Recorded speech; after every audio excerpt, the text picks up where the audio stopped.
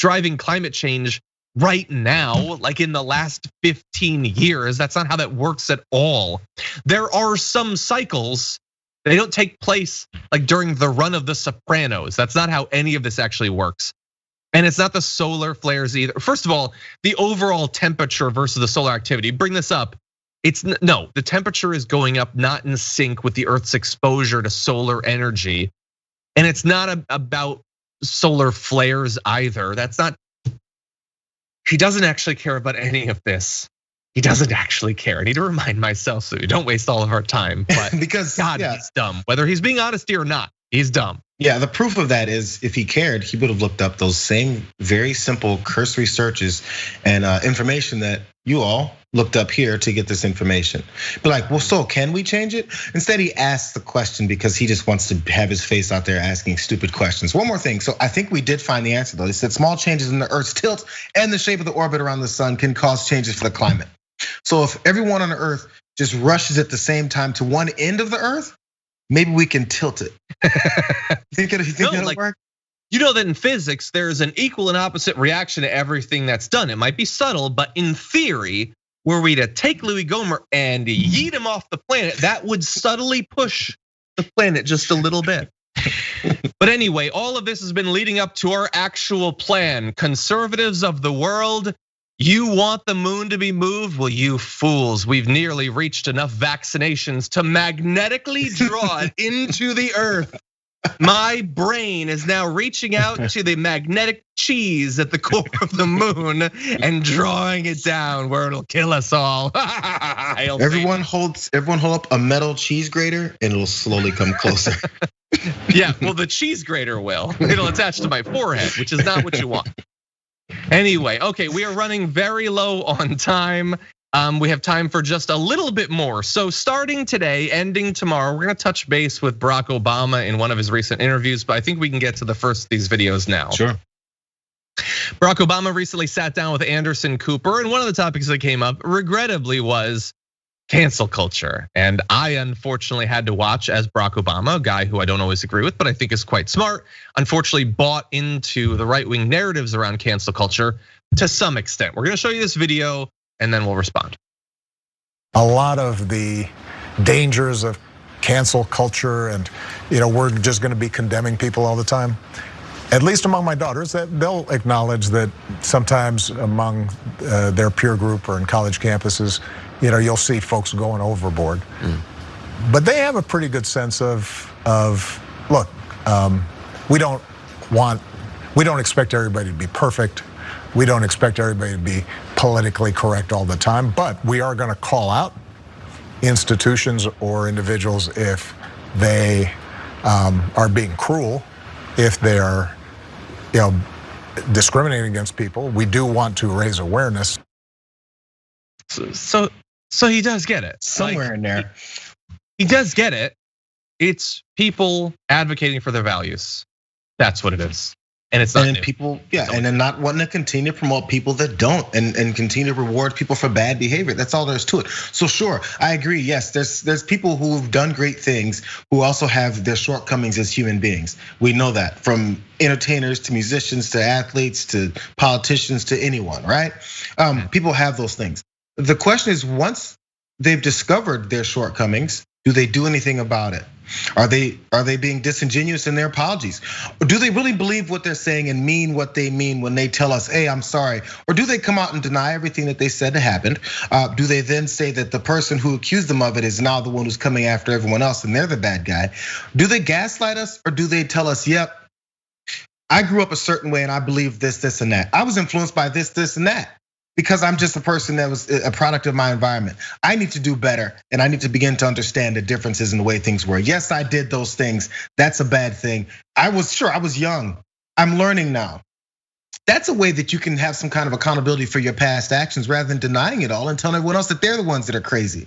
There's the difference there. Yeah, and be redeemable. That's all. Be redeemable rather than expecting to be redeemed. Yeah, well, and try to earn some sort of redemption, actually care about whether you're improving. A lot of people that are fighting back against this are not people who are making good faith efforts and are being scorned by the purists. They're not trying at all. They're not interested in any sort of evolution or growth. They know exactly what they're doing and who they're trying to appeal to. Ellie Kemper is not canceled. Ellie Kemper seems to care and is trying. And again, he doesn't give the worst version of it, the most buying into the propaganda version of it, but he seems at least a little bit sympathetic towards it, and that does bother me. Unfortunately, JR, that is all the time that we have. Thank you as always for joining us on Big News Wednesday. It would not be the same without you. So big, we need an hour and a half for it. Tell Rashad that I said, I'm sorry, the doctor, Rashad Richey, that I said what's up, because he's gonna take it from here. He will. Thank you. Actually, that's coming up in just a few minutes. We're gonna unfortunately have to go, but I'm gonna be on the second hour of the Young Turks with Anna Kasparian, and coming up in just a few minutes, Indisputable with Dr. Rashad Richey, Senator Jon Ossoff. How exciting is that? So TYT.com/live, also broadcasting on YouTube. I believe it's youtube.com/indisputable TYT and twitch.tv/TYT. Very exciting content. You're not gonna wanna miss that. But until next time, stay safe out there, stay sane out there. We'll see you soon.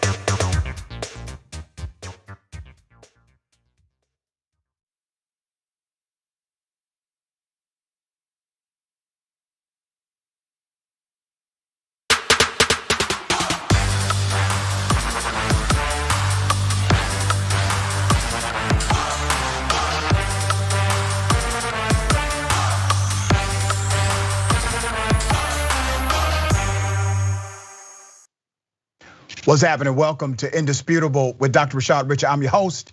We got a big show today. We got a few guests worth mentioning. We have US Senator Jon Ossoff joining us today. I also have the big homie, Benjamin Dixon. And we got former Republican Congressman out of Florida, Trey Radel. Trey Radel is going to step into the bullpen with me and debate me on things he knows nothing about, such as critical race theory. It should be a hell of a debate, all right? Make sure you stick and stay. Let's get right into it. I have Senator Jon Ossoff. Senator, good day, welcome to Indisputable. Rashad, great to be here. Congratulations on the new show. And I gotta let everybody know that Rashad and I go way back, both being from and of Atlanta. So Rashad, congrats again on this outstanding opportunity. My friend, I appreciate you. I appreciate your friendship. You and I have worked together inside and outside of the political realm. Your heart is towards service, and that's why I appreciate your leadership. And obviously, we were very proud when you got elected based on the policies that you represented. Let's talk about some of those policies. You got elected because people were excited about an agenda. People were able to have access to the ballot, and individuals showed up because of those dynamics. The state of Georgia then did something after your election. It decided to pass Senate Bill 202, which actually creates restrictions for people to have access to voting. You have some bills now being proposed that would basically unravel what states have been doing. You have the For the People Act. We have your bill, which is Voters Access to Water Act. Let me talk about that, Senator. The state of Georgia has literally made it a criminal offense if you hand someone a drink of water while waiting in lines, and Georgia is notorious for having long lines in black and brown precincts only.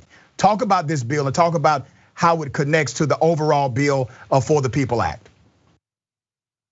Sure. Well, look, if folks can remember the scene in Georgia in June of last year, when voters were being forced to wait in lines in Georgia that were sometimes as long as 6 or 8 or 10 hours.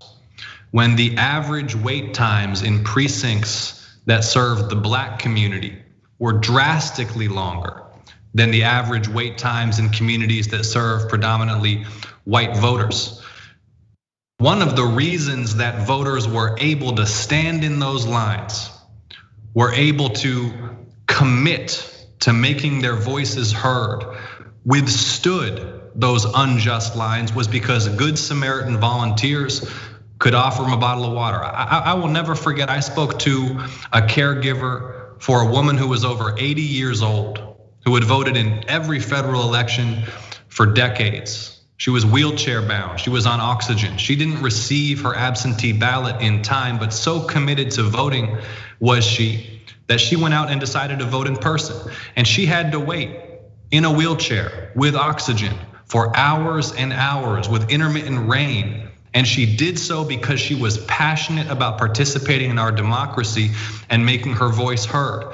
Well, the state of Georgia in SB 202, as you pointed out, has made it a crime punishable by up to a year in jail for a nonpartisan Good Samaritan volunteer to hand that senior citizen a bottle of water or a granola bar while she's waiting in line. That's why I introduced, alongside my colleague and brother and friend, Senator Reverend Raphael Warnock, the Voters Access to Water Act.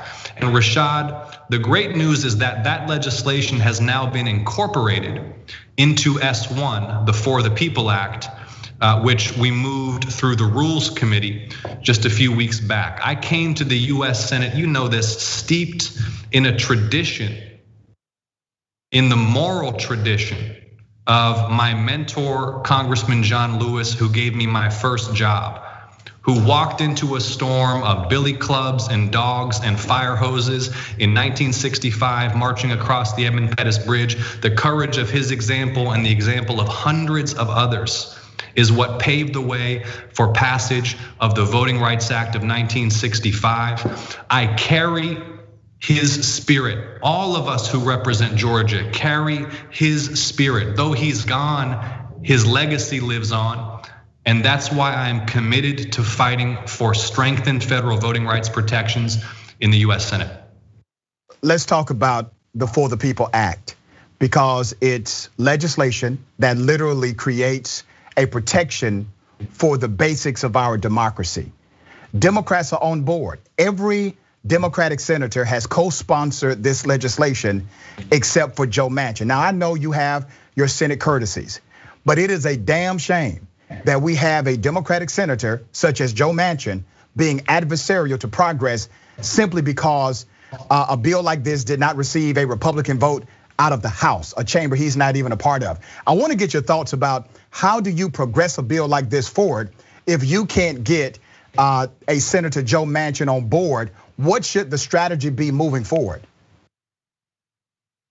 Well, look, we need to pass federal voting rights protections, because what we're seeing in Georgia and Texas and Arizona are state legislatures who are using force of law, abusing their power to tilt the scales in these elections for partisan gain. That's why SB 202 in Georgia slashed the early voting period for runoffs, because as you well know, in Georgia, we have a runoff rule and the most competitive races go to runoffs. That's why SB 202 made it so much more arduous to vote by mail.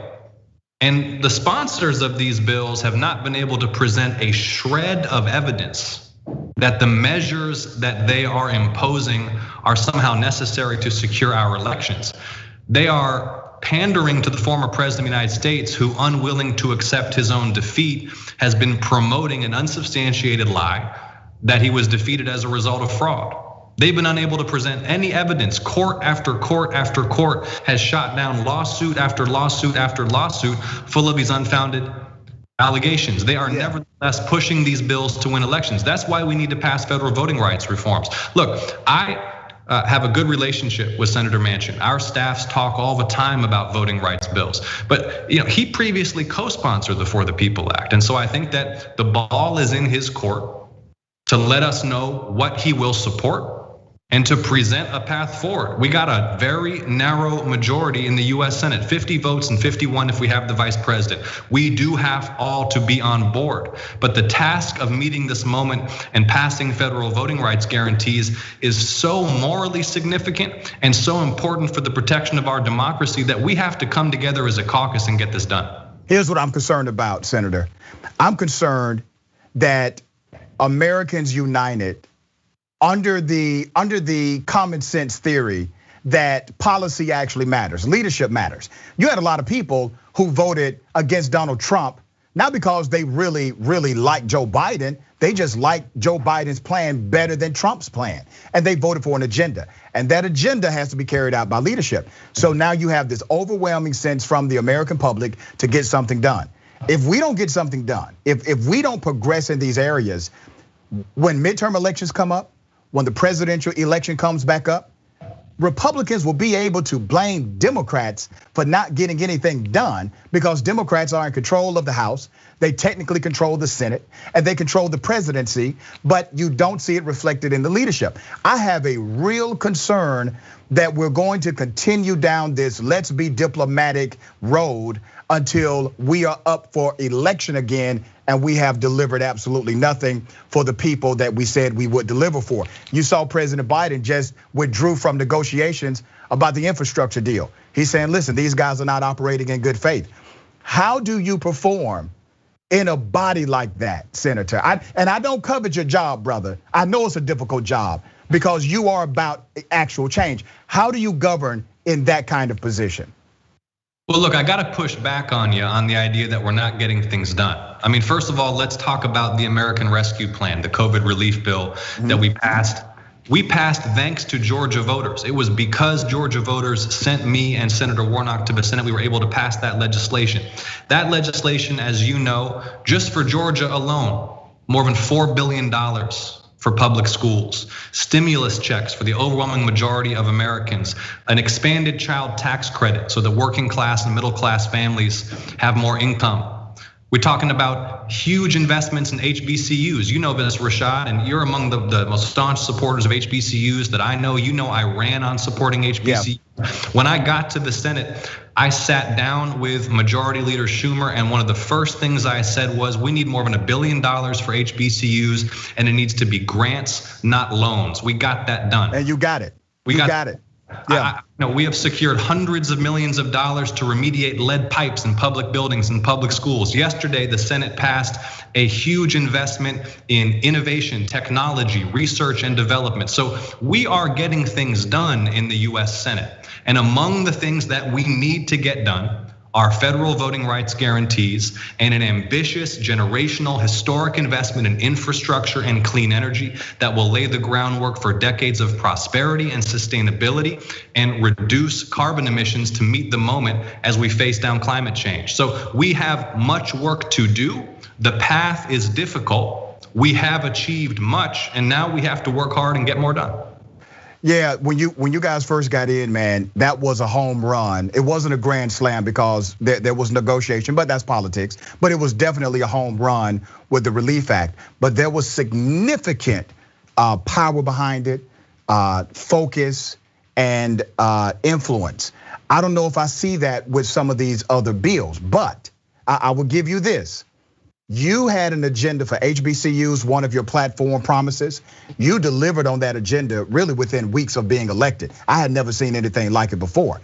And now HBCUs across this country are benefiting from your representation of that. I appreciate that. I'm a graduate of an HBCU, but as you said, we have more to go. I only got about a minute left with you, brother. Let me ask you about the Georgia hub, Georgia being a hub for clean energy and how that clean energy can create jobs for Georgians. What's your standpoint on that? Well, look, first of all, Georgia has the largest solar panel production facility in the Western Hemisphere. We got a $2.6 billion electric vehicle battery production plant that's being built in Northeast Georgia. We have a lot of clean energy industry growing in Georgia. My ambition is that Georgia should become the national leader in clean energy technology.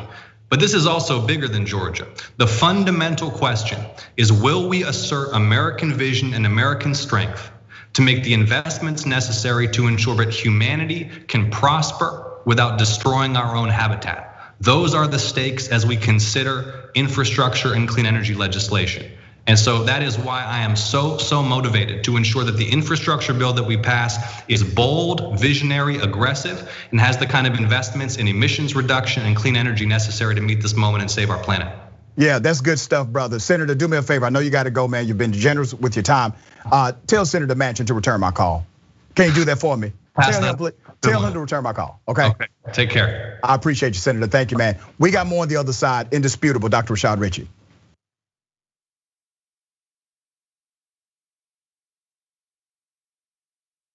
I'm old enough that I remember when Captain Crunch put the berries in it. Yay, crunch berries! And I was like, ooh, the fake berries. Remember? We're gonna try that. We did a story back in the day about how a woman sued, I don't know, General Mills. She'd been eating it for 4 years, Right. believing that it was actual berries. Yeah. She's like, these aren't real berries at all. Yeah. I'm like, I got news for you. Captain Crunch isn't really a captain or a person.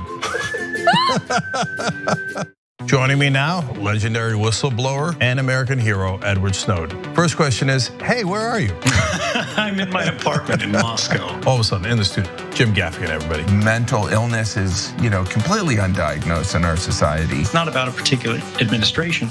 It's about a broken system of power, and through that, really, the instrumentalization of a system of not justice, but injustice. People understand whether they claim to deny climate change or not. Our collective house is in crisis. We're also dealing with the legacy of 40 years of economic policies that have made people's lives more precarious. Sometimes you got to force people into their humanity. Sometimes you have to shake people into empathy. Senator Elizabeth Warren joins us in the studio. Healthcare is a basic human right, and we are fighting for basic human rights. In order to actually achieve that vision of everyone having access to the same resources and getting to determine the outcome of their life, we have a lot of work to do, and it needs to start right now. Here's something you may not know. When you deposit your money in a big bank, it doesn't just sit, safe and secure, in a vault. Instead, your money could end up building oil pipelines, mining for coal, or drilling in the Arctic.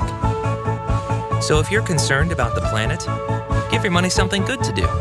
Make the move to green with Aspiration's fossil fuel-free account and join the thousands each week who are switching to save their dollars and save the planet at the same time. Welcome to the Damage Report. I'm John Idarola. This is gonna be a big one. What Donald Trump has done as president has cut taxes for the wealthy and made life better for rich people. But he's made life worse for poor people. We're making America great again by throwing more money at the military to destroy other countries because that makes us great instead of investing it in ourselves. That it's Donald Trump and it's Stephen Miller. The choosing is based on wanting to create cruel and inhumane conditions to scare other people away from ever coming to the United States. The opportunity to make money off of tragedy is the American way. There's only one place to put garbage people: in the trash. We've never had so much access to so much information with so little idea of what the hell is going on. What does enforcing our borders have to do with traumatizing children? Absolutely nothing. I think a sane person could say the current situation we have right now is radical. But what we're doing is literally making the world more like hell. That's a warning sign.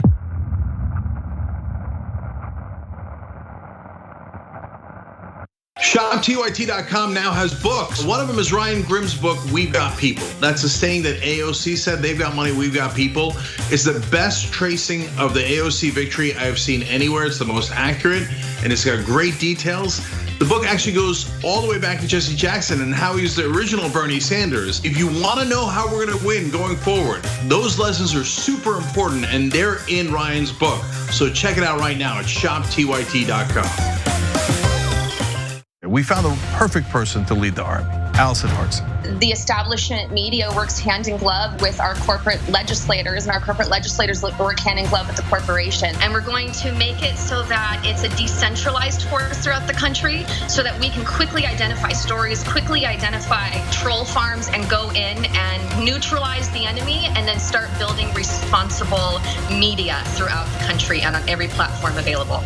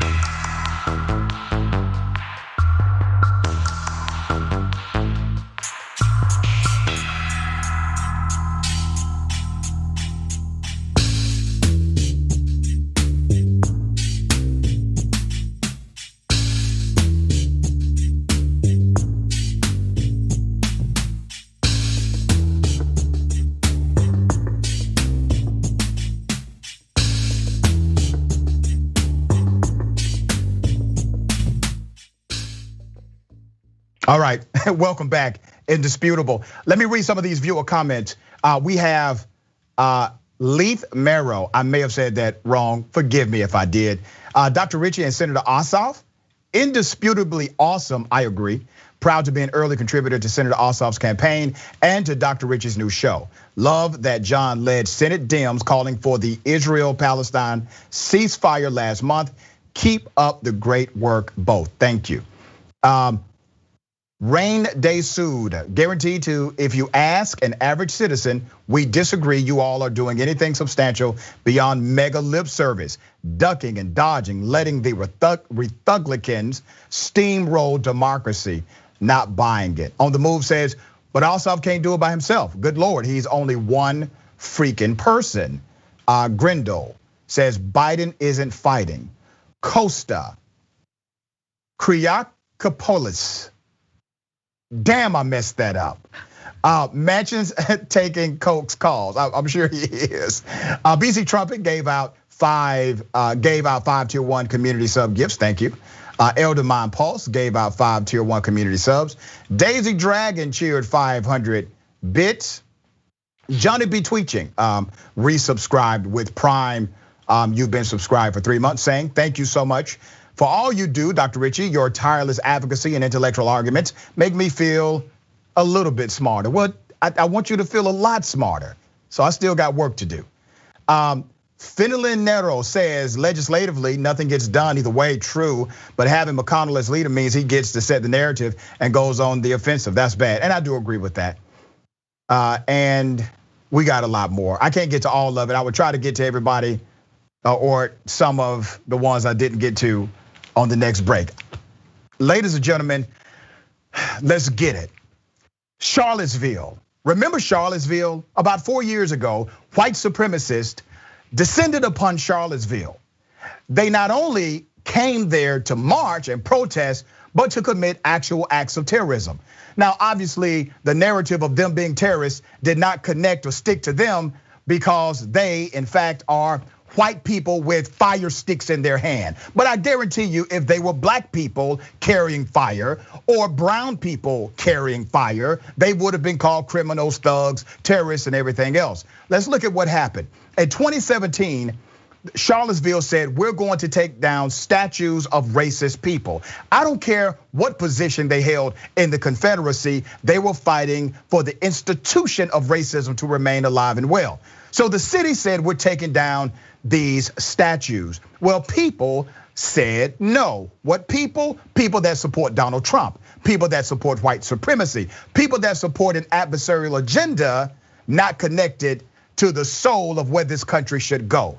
So they went there, they engaged in violence, even killed a young lady. Let me tell you why this is important. There are people who will push back at me and say, well, Rashad, that is only a statue. Why do we focus so much on statues? Let me explain to you what statues represent. See, those statues are there by way of policy. Those statues are taxpayer funded. Those statues, I am forced as a taxpayer to pay for symbols of my own oppression. Is that fair? And how many white people, how many individuals who do not subscribe to that ideology are forced to pay for these symbols that do not represent the best of us? But statues are powerful even beyond the policy.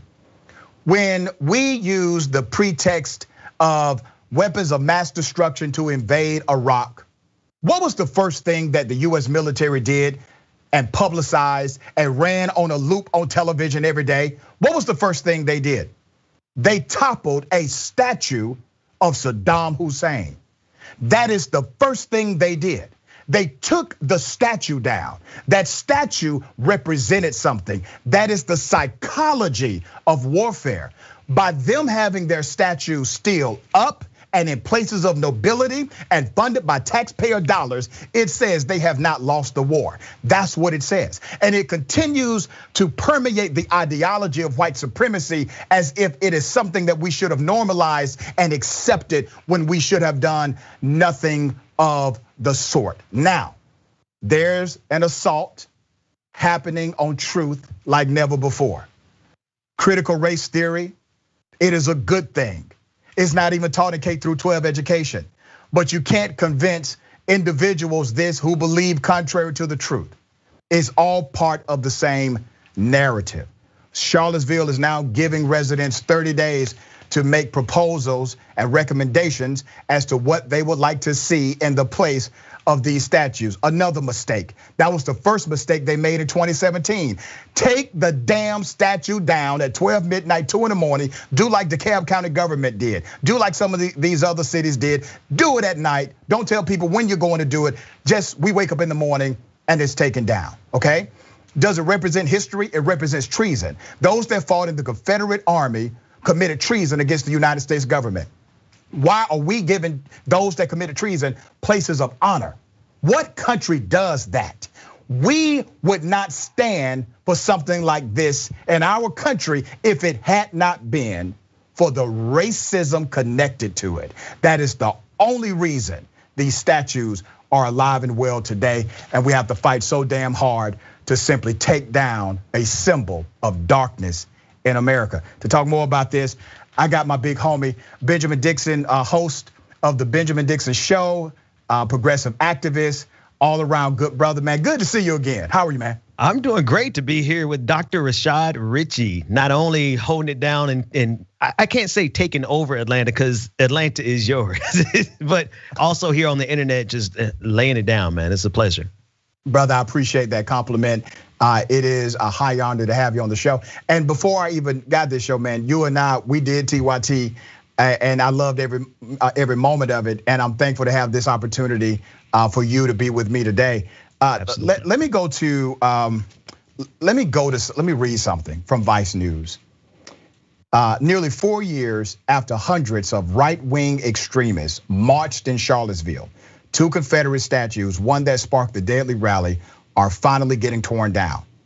During the march, you all remember this, during the march, white supremacists carried torches through the streets, chanted racial slurs, and clashed with counter-protesters, leaving 32-year-old Heather Heyer dead and many injured after a white supremacist drove a car through a crowd, according to NPR.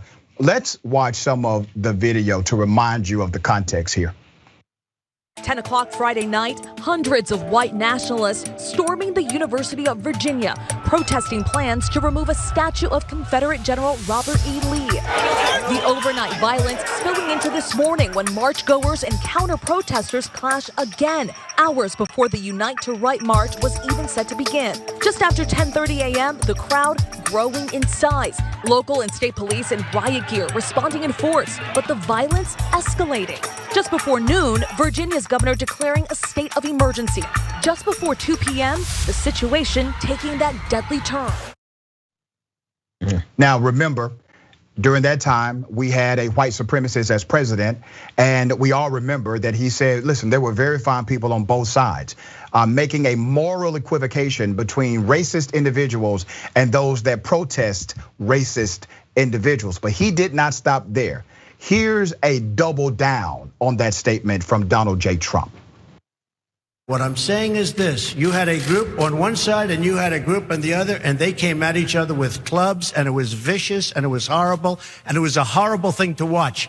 But there is another side. There was a group on this side, you can call them the left, or you've just called them the left, that came violently attacking the other group. So you can say what you want, but that's the way it is. Yeah. What are your thoughts, Ben? I think false equivalences are the foundation of gaslighting. And this country, not only Donald Trump is a master of it, this country's a master of it. The Republican Party, the conservative movement, white supremacy, they're all masters of gaslighting in that they draw a false equivalence between something that is anathema and then something that is clearly good. Defending yourself. Those counter protesters, I watched online 2017, the Friday night when those Nazis marched and terrorized students who were there protesting peacefully. And so in reaction to that, you had members of the Democratic Socialists of America who came marching through the very next morning, and they came to defend those people. And so now Donald Trump has drawn a false equivalence. Violence for the sake of violence, or violence for the sake of self-defense. And they want us to lay down our right to be bombastic and, if necessary, belligerent in order to defend ourselves, but they want to keep the right to harm us. That's the false equivalence, and that's the foundation of the lie. Don't you find it quite interesting also, Ben, that a war that literally was treason against America lasted for a very short amount of time? You're not talking about some decades-long war. They say, oh, this is part of history. Well, there are a lot of things that are part of history, but they want you to forget about certain parts of history, such as slavery. They don't want you to remember slavery. They don't want school teachers to teach the reality of slavery. They want you to forget about that, but they want you to remember things like the Confederacy, and they want to have places of nobility and honor for their statues. You know good and damn well, they understand the power of a statue. They understand the power of that statue. Here's my thing. I'm actually okay with the statue, brother. I'm okay with it, but put it in your own yard. If you are that, listen, if you are that passionate about these statues, Why don't you put your chips together as a group of white supremacists and pay to have these statues put in your own yard? I would accept that because I'm walking around this country, brother. I can't tell who's who because they don't wear sheets anymore. So at least I know who's who if you put the statue in your front yard. I do you one better. You know who's who's by who is trying to uphold the Confederacy in deed, in word, in contract, and even in institution. The filibuster. You trying to defend the filibuster? To me, you're just as bad as everyone else who's out here defending the Confederacy in the year of our Lord 2021. The filibuster has roots in white supremacy and roots in disenfranchising black people, and now it's literally being used to prevent us from protecting the right to vote. So to me, even if they don't have a statue up in their front yard, the statue of the filibuster is just as ugly to me as the statue of the Confederacy. Very well said, Ben. Very well said. Let me shift gears and talk about a new poll that recently came out that shows Americans now support the legal recognition of same-sex marriage at a rate of 70%. That is a good thing. That is a good thing. For decades, this country has made villains out of those that choose to love who they want to love. So let's go back to this whole marriage thing. When someone comes to you, especially a Christian evangelical, and they say something like, oh, you are now redefining traditional marriage. First of all, you redefine traditional marriage because I know of marriages more traditional than the Western interpretation of marriage, where a marriage was more than one person or a marriage was selected by the parents. So you've already changed the definition of traditional marriage. And how did marriage even come to be in America? Well, the marriage license was a game based in racism. Do your research. Here's how that started.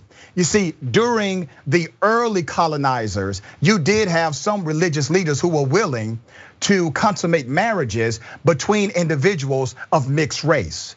Government said, you can't do this. And so they created policies in their states that mandated the church or the couple getting married must get a government license to marry. Once again, changing the traditional understanding of marriage. And you had to get this license from the government to get married because the government would then say, we do not give licenses to marry if you are of a different race. Rooted in racism, changing the understanding of marriage. So my point is this: there has never truly been a traditional definition of marriage. It has been a cultural expression from day one. And what is marriage? What does the word actually mean? It means the joining of two. That's what it means.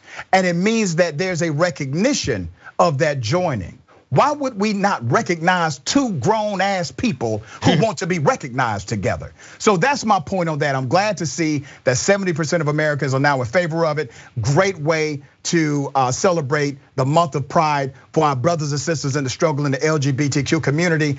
But Ben, what are your thoughts about it? I'm thinking that number sounds familiar. Isn't it about 70% of Americans who want to pass HR 1 or some version of HR 1 to protect the voting rights of Americans across this country? So it seems to me that we are being controlled and dominated by a very bigoted minority, right? And they don't want the liberation of all people. They want the government to continue to benefit them. When they wanted to control the definition of marriage, they used the government to change it and then control it. But now that other people are liberating and now getting to say how we are going to define our own marriages, they're saying, nope, that doesn't apply to you. So they're playing a game. It's a game of bad faith, but thankfully it sounds like we're down to 30% of Americans. So it sounds to me like most of America is progressive. Absolutely, and the Gallup poll, they first conducted this survey in 1996. In 1996, Ben, this survey showed that only 27% of Americans believe marriages between same-sex couples should be recognized by the law as valid. It's just amazing to me that we consistently have to have arguments to make sure everyone is treated fairly. If you are an adult, and think about what Republicans do with this kind of nonsense. If you are an adult, Republicans would typically say, oh, we need less government intrusion, right? That's what they used to say. But they want more government intrusion as it relates to who you love. They want more government intrusion as it relates to a woman's right to choose or what to do with her body. They want more government intrusion in that arena. But then they say things like wearing a mask is too much government intrusion. None of this makes sense to me. I know actually it makes sense to me now. It makes sense to me now because it is necessary for them to continue to play this game of flip it and reverse it. If it's something that's good for them, we want it. If it's something good for, if it's something that benefits the conservatives, they want the government involved. If it doesn't, they want the government out. But they flip and reverse it for the rest of us. If it's something that's gonna help black people, they don't want the government involved. If it's something gonna help women, LGBTQIA individuals, then they don't want the government involved. But if there's something that harms us, oh yeah, pay $2 billion a year for a local city police department. Keep spending more money on things that harm us. So as it pertains to the government, they flip it and they reverse it. If it's good for them, they want the government. If it's bad for them, they don't want the government. If it's bad for us, they want the government for black people and for marginalized communities, and that's how hypocritical they've always been. You know, and that's a remarkable point, Ben. I was talking to my production team earlier today, and we were talking about schools and colleges, how some of them are adversarial to individuals who are members of the LGBTQ community if they happen to be a Christian institution. And here's what's so hypocritical to that.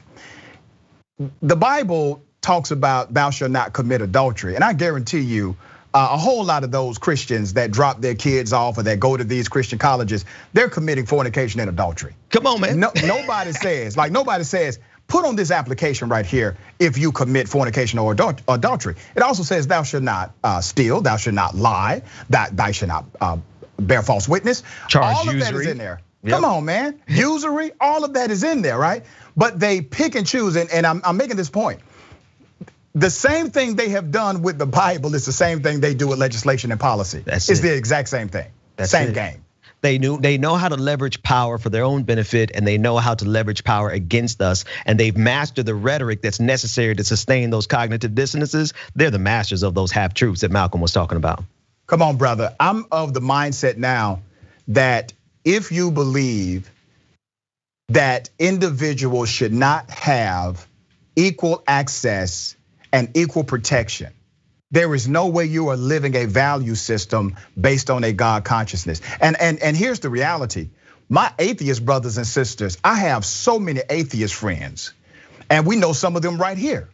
They have a stronger value system than a whole lot of folks walking around preaching God and preaching Jesus.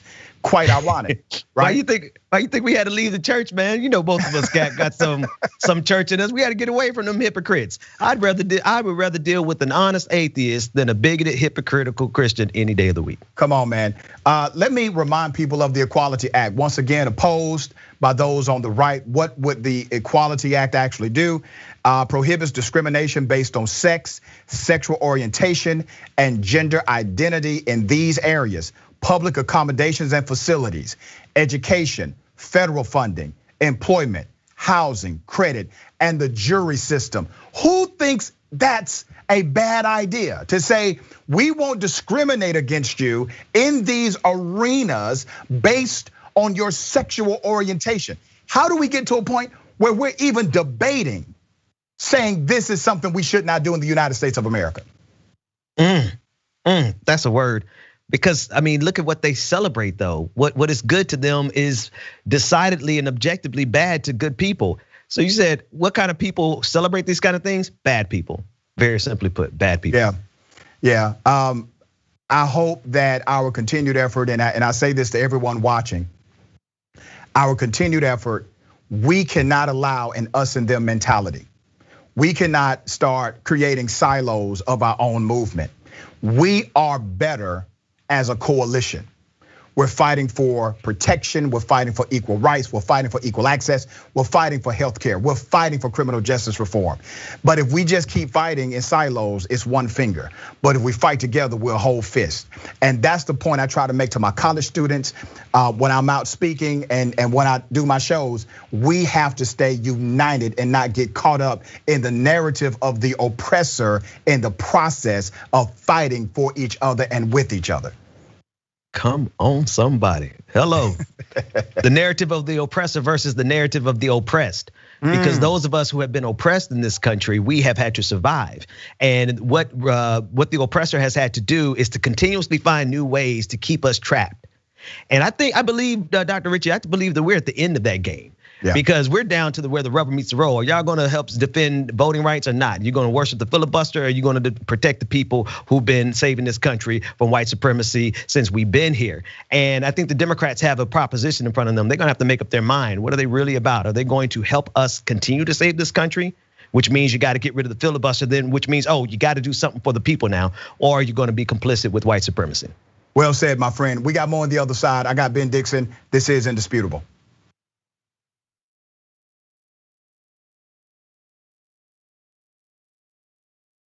I'll predict right here for you, Chris. I think Donald Trump will leave office before his term is up. He'll be humiliated, embarrassed, and I know him. He's not going to want to lose, and he's going to run for the hills. You got that bet all day long. Okay, let's get after it. Now, so look, Jake has made some good predictions, and this is in good fun. I could not disagree more. There's a little bromance between the two of them. You got that bet all day long, Janky, you. Oh, you stop. In the meantime, let's call him out on the damage. But I just got a Roku set. Did basically a little bit of channel surfing, and I was like, there we are. Yeah. There we are. And then I turned it on, and it was John and Brett on Damage Report making fun of me. Oh no. So you are so busted. I even took a picture of it, okay? They're talking about my predictions. I got a new prediction for you, John Idarola. You're doing a show that's blowing the doors off everybody. Young Turks is the largest online news network, not a big deal. We're gonna rock the boat. We're gonna be counter-establishment. We're gonna tell people the truth to the best of our abilities. We're so sick of this corruption. We're not the robots on TV. I actually care about the news. Guilty, I care. Fourth day on Occupy Wall Street. Last night we launched Wolfpack. It's us pushing our ideas out there, trying to help the country in every way that we can, trying to make this place just a little bit better. Reporting from the Hillary-Bernie debate. I gotta be honest, you know what we do, we cover it for real. For us, this system isn't working. Free and fair elections. And when he told the cops that day, when they came to drag her away, and he said, if you're gonna chain her, you're gonna chain me. If you're gonna arrest her, you're gonna arrest me.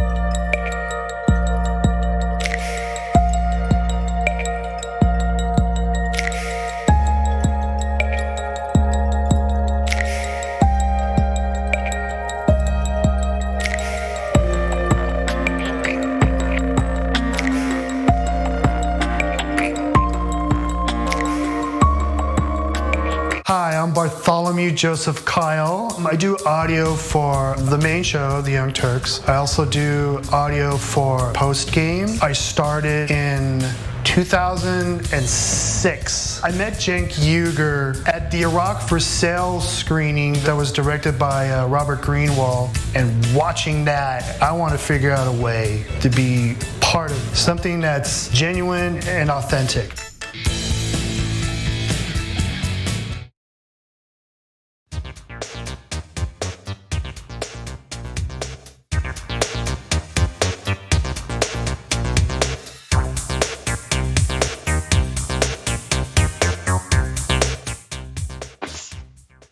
Welcome back. When I take an analysis of my life, every racist person I know is a Christian. I just thought about that during the break. Like every single, I don't know a racist atheist, but every single racist person I know is in fact a Christian. There's definitely a disconnect. Let me read some of the viewer comments. Someone who likes Bernie Sanders says, Ben Dixon and Rashad Richey at the same time. I didn't know it was legal to have so much power concentrated on one stream. Here's the thing, man. It's actually not legal. We are going to have a warrant for our arrest after this show. Especially if you're driving through Cobb County. Exactly. Cobb County, COBB, count on being busted, caught out being black. That's an inside joke with being. All right. Kajon Dragon says, making me wear a mask and fridges upon my freedoms, says the same person who can't wait to deny freedoms to gays and minorities. Height of hypocrisy. Great point. Cray Souffle, hallelujah. And it's horrific. It took 100 plus years to finally get rid of those giant symbols of racist losers. And they're still not gone. Benaloco, super chat. They been saying the South is gonna rise again for the last 200 years. Did y'all think they were kidding? Max Hanna says, loving Indisputable and seeing you every day, Dr. Richey. Your fire and intelligence is an awesome addition to my daily TYT consumption. Well, thank you very kindly. Beth Waller says, marriage is a contract between consenting adults. That's it, yes. Alexa, Meryl Dragon Queen. My cat is watching Dr. Richey with me. She's progressive too. Good stuff. On the Move says, my dad voted for Trump twice. He's black. I'm thinking about disowning him, LOL. Well, listen, I understand your sentiment. Don't disown your dad, but I would highly consider an intervention, okay? On the Move also says, love is love who you want. Not sure why it would affect the next person who someone else marries. That's true. Twitch activity, Twitch folks. Hottie Meter is gifting 50 tier 1 subs to TYT's community. They've gifted a total of 873 in the channel. Wow. Central Committee rating with a party of 649. Boom. Thank you. Sorkin Dragon, I know some really racist Christians. As I said, I do too. Yeah, sad, isn't it? All right, thank you so much for all of these comments. Beautiful stuff. Ben, you and I have had a lot of different conversations about things happening with Joe Manchin, policy, AOC. But man, if we had the spirit of AOC in the White House, we could actually get something done. So AOC, during an appearance on All In with Chris Hayes, the representative said that she doesn't buy Manchin's opposition to HR 1. Now remember, Senator Joe Manchin said, the reason why I'm opposing it is because it's the wrong legislation to bring us all together. As Senator Jon Ossoff pointed out, he at one time supported For the People Act. He at one time was a supporter of it. Well, now what we've been saying on this show and other shows have been saying, follow the corporate Democratic dollars. Now AOC is bringing new light to that claim against Manchin. Let's go to the first video. HR 1 stands up against lobbyists and dark money. And I would reckon to think that this is probably just as much a part of Joe Manchin's calculus as anything else. Because when it comes to this bipartisan argument, I gotta tell you, I don't buy it. Because Joe Manchin has voted for bills that have not been bipartisan before. Look at the American Rescue Plan. So this is not just about bipartisanship. What a great hypocrisy she pointed out from Senator Joe Manchin. Yesterday, I said very clearly, it was hogwash that the reason he gave is a legitimate reason, because he basically said the only reason why I'm not supporting the bill is because it received no Republican votes out of the House. Bull, because you have supported bills that did not receive Republican votes from the House. You've done this before. So she's now calling out the fact that he's connected to corporate money, corporate influence, something we've been saying since day one. Here's another look at what AOC said. Because you look at the Koch brothers and you look at organizations like the Heritage Foundation and conservative lobby groups that are doing a victory lap, claiming victory over the fact that Manchin refuses to change on the filibuster. And I think that these two things are very closely intertwined. oh, I looked at my wrist, I got time today.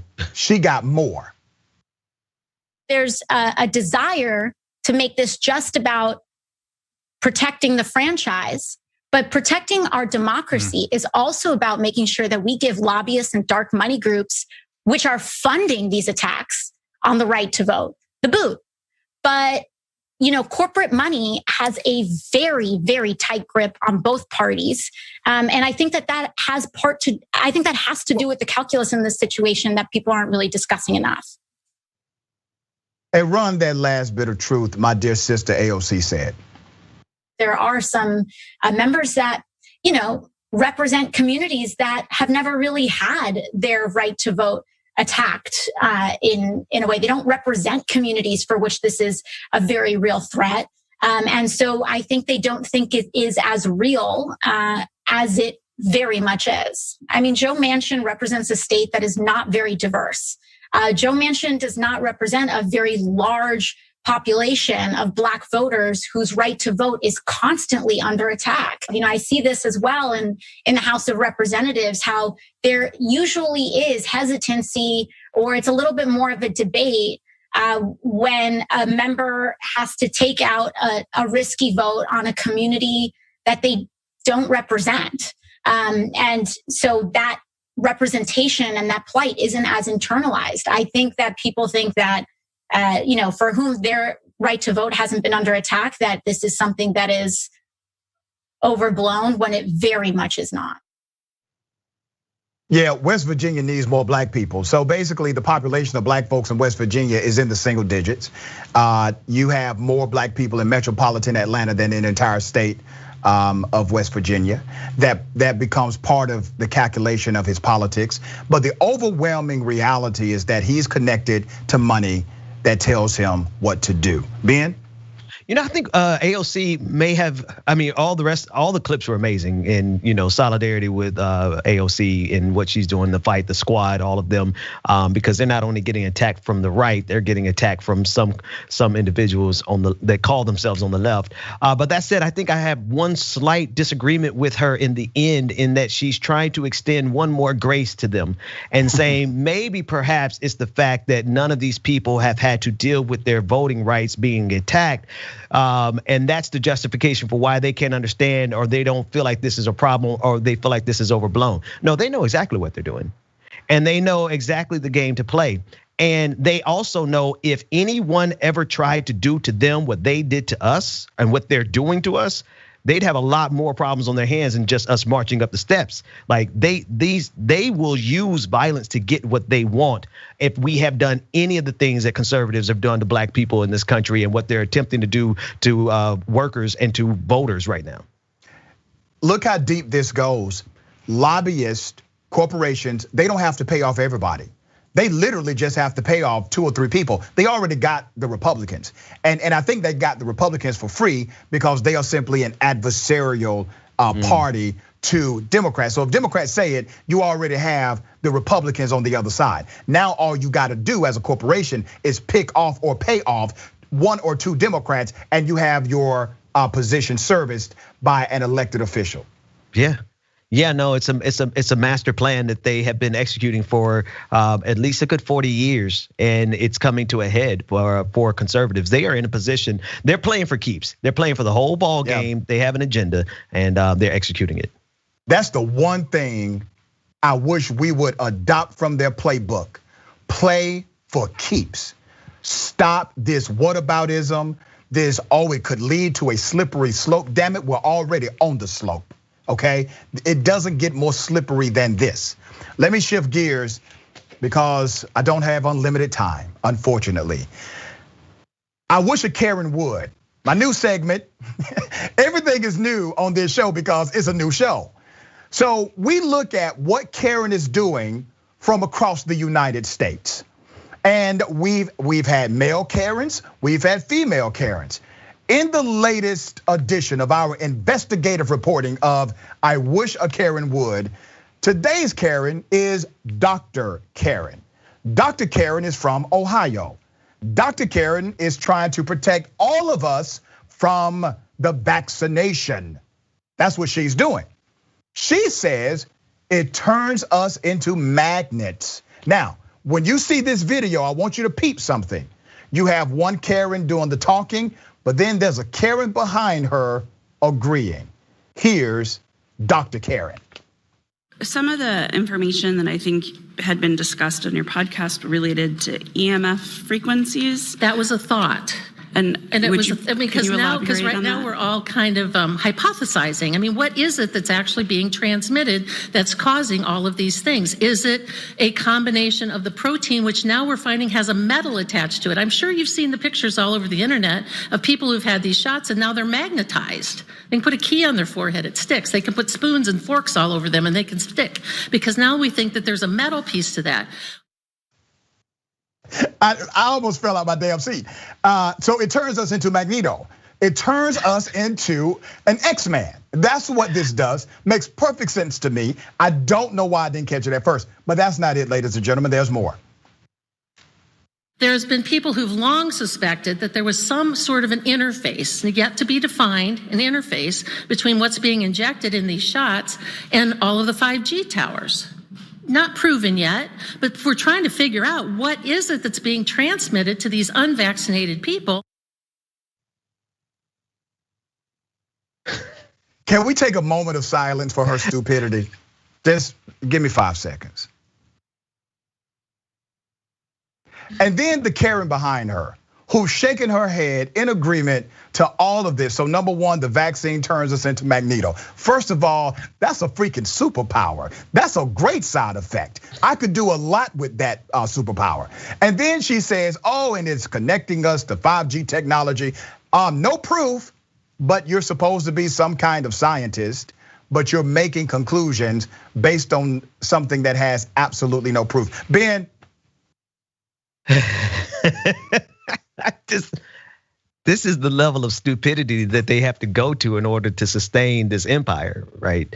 We're at the level of DEFCON 5 of stupidity, where we're talking about cell towers and magnetism coming out of a vaccine. And it's all honestly connected to the disingenuous bad faith game that's being played on us, not just by conservatives, I wanna broaden that out, but by the ruling elite in this country in general. Right? They need us to be as ignorant as this Karen was in this clip, because I've never, honestly, Dr. Richey, I don't know if I've seen somebody be that proud to be that ignorant in public, except for Donald Trump and George W. Bush. Well said, Ben. It has been a pleasure having you on the program. Tell people how they can follow you and connect. They can follow me anywhere you're watching streams, Twitch, Twitter, YouTube, Facebook, all the above. Dr. Richey, it's a pleasure. I'm honored to be here with you, man. Thank you, my friend. The feeling is 100% mutual. Ladies and gentlemen, on the other side of the break, we have the bullpen. We got Trey Radel, former United States congressman out of the state of Florida. He actually works for a Fox News affiliate. He has a radio show, FM radio show in Florida, very successful radio show, by the way, of Trumpites, right? Only Trumpite listens to this guy. He has been on a rant about critical race theory, completely mischaracterizing what it means. I have debated Trey Radel before. This is going to be interesting to discuss race relations with former Congressman Trey Radel. Not sure exactly where he's going to go in the discussion. And let me give you all some inside baseball with how I do debates. I do not allow any debate person or any person I debate to tell me what to talk about. I also do not have some kind of list of what's acceptable for me to talk about. If you want to debate it, you bring it to the table. If you don't want to debate it, then stay away from the table. This is an honest conversation, and it should be as transparent as possible for your sake, all right? So we're gonna have that debate on the other side. Stay tuned, ladies and gentlemen, for the bullpen on Indisputable.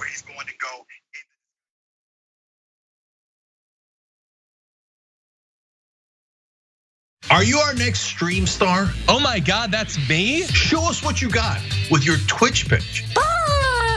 All you need to do is put together a 2-minute audition video on why you should have your own stream on TYT, and then put it on Twitter and use the hashtag TwitchPitch, plus tag us at The Young Turks. And if you needed even more information than that, tyt.com/TwitchPitch has all the info you need.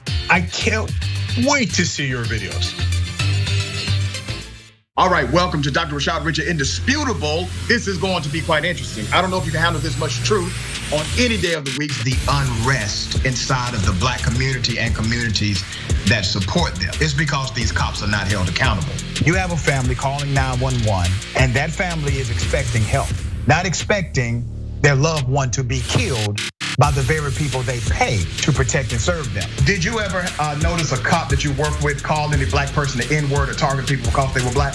Nope. But we disagree that somehow police officers are not also subject to the same systemic biases and racism as any other level of law enforcement. It sounds like for everybody's need who wants to crucify the cops without looking at it. No, crucify bad cops, brother. Of bad course cops. We don't need the government to step into our lives, mandating that we should be wearing a mask. You think you putting on a mask, Trey, is government intrusion, but you don't think the government telling a woman what she can or cannot do with her body it isn't government intrusion. Where does life begin?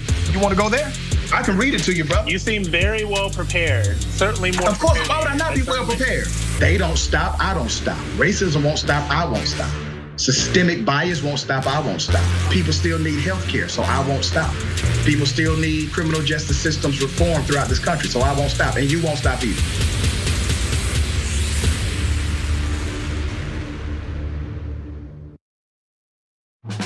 I've been a fan of TYT, I believe, for the last 6 years. 5 years. 3 years now. 7 years. 4 years now. 2.5 years. I just started because she got me into it. My boyfriend actually watches it every morning and every night, so I kind of just started watching it with him, and I love it. I mean, it's the only way that I find my news. Looking through YouTube, looking for political shows that look cool. I came across a very angry rant from Cenk, and that's when I knew. So I was immediately in love with the show. And then I haven't missed a live show since then. 10 times a day, I watched the show in the morning. Whenever I had a bad day at high school, Young Turks. Man, Cenk is just so blunt and honest, and I love the honesty, and there's no BS behind the news, and they just tell everything like it is. There's nobody censoring them. There's nobody there to say you can't do this, you can't say that. That feel of authenticity makes it seem like what they're saying is true. I feel like I get the real story from the Young Turks. I am TYT. I am TYT. I am TYT.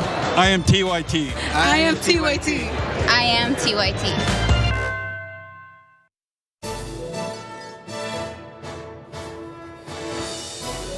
Breaking news with Brett Ehrlich. This is Brett Ehrlich with breaking news with Brett Ehrlich.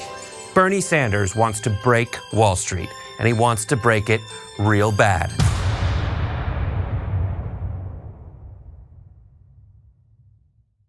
Our system is inherently rigged against the will of the people. They have 50% of the vote, and in a democracy, they should have 50% of the seats. But if you live in an insanely gerrymandered district, your vote functionally doesn't matter. We drew the map in a way that even though we get 50% of the vote, we're gonna get 13 out of the 18 seats. You don't actually have the ability to translate the will of the voters in your area into actual government policy. They should not be allowed to gerrymander these districts. We should actually have a democracy.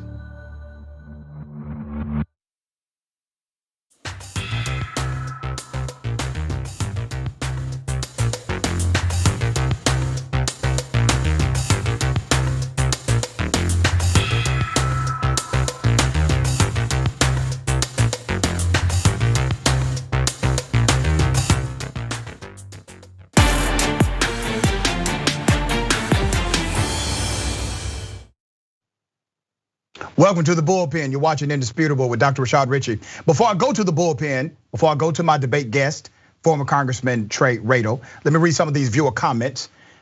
We have a lot of them. Also, don't forget, make sure you subscribe to the YouTube page, Indisputable TYT, youtube.com/Indisputable TYT. You can watch me live there anytime. Subscribe. We're trying to get up to about 100,000 Indisputables. All right, youtube.com/Indisputable TYT. You can also follow me on Twitter and Instagram. Same way, Indisputable TYT. Let's read some of the comments. McNafi says, keys are not deliberately not magnetic. Super chat, Czar. Thank you so much, Czar, for that super chat. Sun Dragon, thank you. Dr. Richey, loving your show. Hello, Mr. Dixon. Your show is great. Supremacist are okay with wearing a hood but not a mask. What's up with that? Exactly. I've had the same question for a long time. Maybe Trey Radel can answer that one. Let's go to, I got Carrie Venus. Hiya, thank you so much in the super chat. Buford says, holy stupid. Yep, exactly. We have a lot. Samuel Vimes is on the internet, the ultimate proof. AKA man says, damn, Richey on fire. Well, thank you. Beth Waller says, follow the money. 99% of the time, that's all you have to follow. Rotor Ricu, let me get this right. Rito Ricu, I think. If you were magnetized, you would die. No, not if you're Magneto. Okay. LMAO, this segment is awesome. My new favorite segment. Thank you, thank you, thank you. All right, let's go to our debate guest. We have Trey Radel. Trey Radel, former US Congressman, radio host extraordinaire out of Florida. Seems to be a guy who has common sense until you actually engage in in-depth conversation. Trey, how are you? Oh, come on. Hold on, brother. Real quick. Let me remove this metal pen from the back of my head. Damn, Bill Gates shooting this stuff into my veins, and now I'm magnetized. Damn. What do you think about that? But before we get into the debate, because this person, I promise you, a Trump supporter. She believes that the election was stolen. Listen, man, you know I'm telling the truth. She believes the election was stolen. She believes in the conspiracy theories of QAnon. And this person calls herself a doctor. This is problematic for the movement of the conservative party, is it not? Yeah, it is, but I could go anywhere in the United States and go find stupid. And they may be associated with conservatives, may be associated with liberals. And it's a problem. It's a problem on both sides, most especially when you right now doing what you're doing, you're picking the stupidest idiot out of the bunch and putting her to your millions of viewers online right now and saying, look at these people, they're the conservatives. But see, that's the thing, Trey, she's not the stupidest. You and I have talked before. Trey, I'm so far right, I meet the left. Listen, she's not the stupidest person I can find. Yeah, but brother, she's not the stupidest person I can find. That's the one correction I would make. Okay, let's talk about critical race theory. CRT, critical race theory. I've heard some of your rants about it. I completely disagree with your analysis of it. What's your beef with race relations or critical race theory? And what's up with these lawmakers passing bills, quote unquote, banning critical race theory in K through 12 education? So, man, where do we start with this? Let me try and rip through this real quick. I know you've got valuable time on your hands. So, first of all, when it comes to banning it, I don't even know what that means in terms of the legislation or what the exact curriculum means in school. Let me get to critical race theory and say, here I am on your network, your show, a white dude, a conservative, because you and I have talked extensively about race relations, about racism in this country, how it is pervasive through various systems, which I'll get to. But my biggest problem with this is that it is race first. It's a race first interpretation of all of our social dynamics. And I think that there are some problems with that when you start talking about a race first interpretation of problems in society and telling young people K through 12 that this is because of white supremacy. And if I'm telling your children, doctor, or young kids throughout wherever you live, if you're in Atlanta, Chicago, Los Angeles right now, that the bane of your existence, the problem that you have is because of white supremacy. I'm not even using the words white people, but unfortunately, I think that gets interpreted by young people as white people. And that begins to it adds more fuel to the fire of the racist tendencies that we already have in this country. My second part to this is that I believe that critical race theory totally discredits merit. And what I mean by that is these cheesy ass things like hard work and going out there and earning a living and all of that. And I would also apply that now statistically to asking, how do you apply critical race theory to the success of minorities in this country, like the Jewish population, or the fact that Asian American males out-earn everyone? So let's go back to one of your conclusions. You actually said that you believe systemic racism or institutional racism exists. So let's start there. It exists, correct? So 100%, you and I have talked about it before, right? Specifically with the criminal justice system. Right, it exists. Hold on, no, Trey, I allowed you to talk, brother. It exists, which means it's a reality that students will have to face. Are you with me so far? Sure. Okay. Since it's a reality that students will have to face, eliminating the lesson of that reality is a problem in the preparation of that student entering into the real world. And if it is a problem, Congressman, that means we have a generation of problem solvers that can remedy the problem if they are properly taught what the problem is. Number two, critical race theory is an advanced theoretical framework and not taught in K through 12 education. So when you look at the bills that are being passed in all of these state Republican controlled legislatures, none of these bills have the terminology critical race theory written in the bill. What they're using is critical race theory as the shiny object to get another agenda accomplished. In the bill, it actually stops teachers from being able to teach what you just described as a problem. It says that K through 12 educators cannot teach how racism in institutions play out in the American social construct. That is a problem. Teachers don't teach K through 12 education critical race theory. The vast majority of them are not trained on critical race theory. I would dare argue you don't even know what critical race theory is because nobody taught you. I was actually trained under the theory and I teach the theory at the university. It's like saying you are an expert on socialist theory, or you're an expert on the theory of leadership psychology, or you're an expert on transactional leadership. If you haven't studied these things in those theoretical frameworks, you can understand some elements of it, but you don't understand the theoretical framework of how it's applied in higher education and academia. So why are lawmakers lying to people, saying that they are in fact banning critical race theory, when the truth is, Trey, they're banning what you have said on my show is something that's wrong with America. They're banning the teaching of true history. So let me take that from sort of back to front. If you recall, just 2 minutes ago, I started with, I don't think that lawmakers really have a definition, or school teachers or school Republican lawmakers. Make it clear, no Democrats are signing off on this. Listen to me, Doctor. You know that I'm the first to slam Republicans just as much as I do. Well, go ahead and slam them, brother. Slam them right now with the show. Whatever the hell that they can, but Trey, to rally their bases and garner more. But Republican lawmakers are the only ones doing this. Slam them specifically. There, slam, boom. I'll friggin' hit him with my magnetic powers.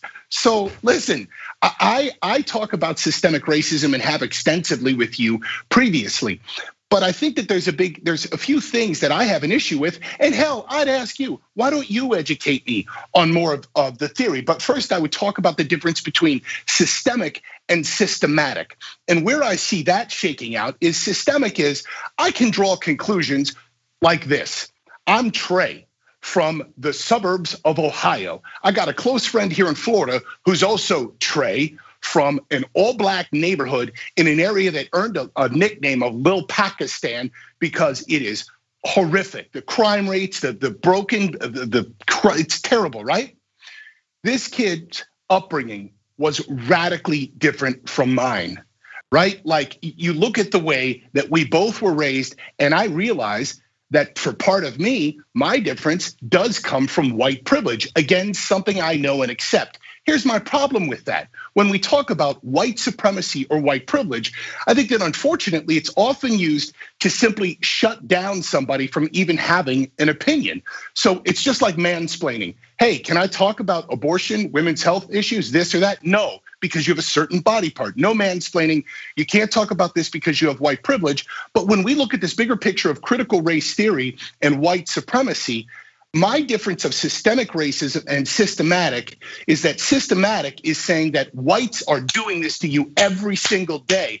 And that's a freaking problem when you're teaching a young child that whites are the reason that you are living in poverty, don't have a father or mother at home, and your situation is just terrible all around. Oh man, let me help you out here, brother.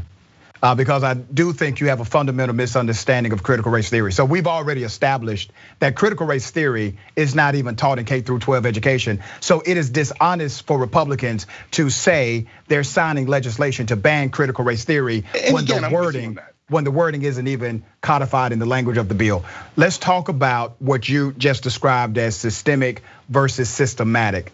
Here's what critical race theory does, and here's what an element of that theory does.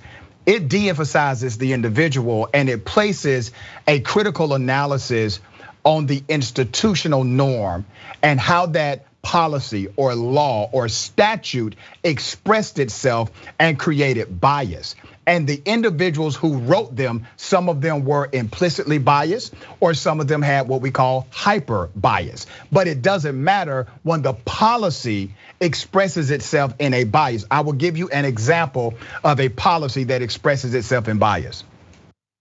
The Constitution says I'm 3/5 of a man. That's what it said. That is a policy that expressed itself in bias. The Declaration of Independence called Native Americans savages. That another founding document of this country expressed itself in bias. The fact that black people could not vote, the fact that black folks had to sit at certain places in restaurants, all of those traditions of our legal system and statutory code created designs. And those designs are still here, even if you decrease significantly the number of actual racists in America. If you do not critically analyze the design of these institutional policies, you will still have unequal outcomes. That's what critical race theory suggests you analyze. It is not indoctrination. Critical race theory simply asks and poses a question. That's all it does. In order for you to analyze institutions and de-emphasize individual racists. So all of that I'm fine with. But when you look at the definition according to two different areas here, that it is inherent that the United States inherently racist insofar as it functions, creates, maintains social, economic, political inequalities between whites and non-whites, and that whites are the perpetrators, or that it is unified by, loosely by the way, which is a little weird that they use that kind of ambiguous language, two themes: white supremacy in its social structural racism exists. Look, I think that you and I. Where are you reading that from, Congressman? Where are you reading that from? I've got directly from the Dictionary Britannica. The other is Wikipedia. The way that it sums up those were written by white folks. So let me give you the real definition of critical race theory. Do you know when critical race theory was created? Do you know? I believe that it started out in the 1960s and then was more solidified in the 1980s. And you are correct. So basically, the 1970s is when legal scholars, most of them understanding the diversity requirement for this nation to actually have equity or equitable outcome. So this comes from a legal scholarship doctrine in the 1970s. You don't find it ironic, Trey, that a critical theory that has been around since the 1970s is all of a sudden enemy number one after Donald J. Trump said that he wanted to ban it in the federal government? You don't find that ironic, brother, that you've never talked about this before in your natural life until Donald J. Trump said something about it while he was president of the United States?